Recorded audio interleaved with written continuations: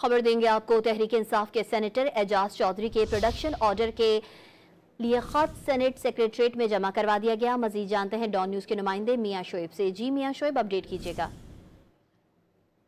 इंसाफ के सेनेटर एजाज चौधरी के production order के लिए सेनेट चेयरमैन को खत जो है वो जमा करवा दिया गया है। खत सेक्रेटरी सेनेट को जमा कराया गया है। एजाज चौधरी के वकील बाबर अवान के जरिए सेनेट चेयरमैन को जो प्रोडक्शन ऑर्डर जारी करने का कहा गया है। खत के मतन में ये कहा गया कि एजाज चौधरी सेनेट के मेंबर हैं जिनको 1.5 साल से किसी इजलास में पेश नहीं किया गया। एजाज चौधरी के जो प्रोडक्शन ऑर्डर हैं वो जारी किए जाए। एजाज चौधरी के प्रोडक्शन ऑर्डर के लिए जो बाकायदा तौर पर सेनेट चेयरमैन को जो खत है वो लिखा गया और एजाज चौधरी के वकील बाबर अवान ने ये खत लिखा। खत के मतन में ये कहा गया कि एजाज चौधरी जो है वो बाकायदा सेनेट के जो मेंबर हैं इनको लिहाजा इनके प्रोडक्शन ऑर्डर जो है वो जारी किए जाए ताकि ये इजलास में शिरकत कर सकें। जी मियां शोएब अपडेट करे थे, आपका बहुत शुक्रिया।